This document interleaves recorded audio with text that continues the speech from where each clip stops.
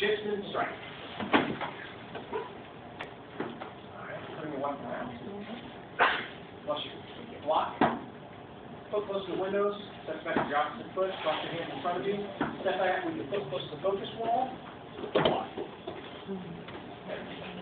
And punch with the weapon. Good. Cross your hands in front of you.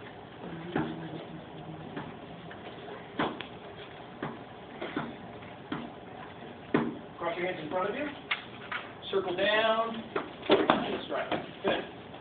Awesome. Hands come up in guard position. Round kick towards the back wall.